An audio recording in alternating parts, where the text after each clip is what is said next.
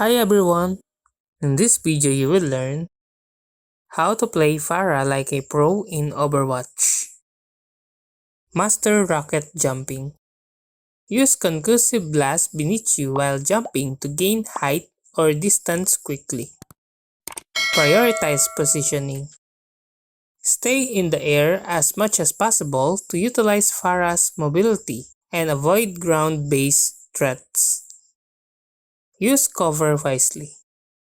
Utilize structures and walls to break line of sight when under fire or reloading. Predict enemy movements.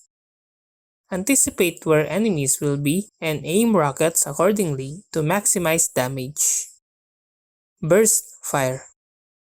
Don't spam rockets. Instead, fire in controlled bursts to conserve ammo and maintain accuracy. Focus supports and DPS. Target healers and damage dealers to disrupt the enemy team's strategy and reduce their effectiveness. Coordinate with tanks. Work with tanks like Reinhardt or Orisa to capitalize on shield protection and create space for your team. Flank smartly. Surprise enemies by attacking from unexpected angles or heights to catch them off guard. Use ultimate strategically. Combine barrage with crowd control ultimates like Zyra's Graviton Surge for devastating team wipes. Communicate with team. Call out targets and your positioning to coordinate attacks and receive necessary support. Practice direct hits. Aim for direct rocket hit rather than relying solely on splash damage for maximum impact. Manage fuel efficiently. Be mindful of Pharah's fuel gauge.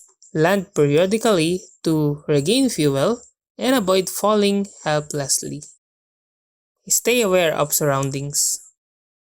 Keep an eye on the battlefield to avoid environmental hazards and threats from other heroes. Counter snipers. Use verticality and cover to outmaneuver enemy snipers like Widowmaker or Ashe. Dodge enemy fire. Learn to strafe and use concussive blast to evade incoming shots, especially hit scans attacks.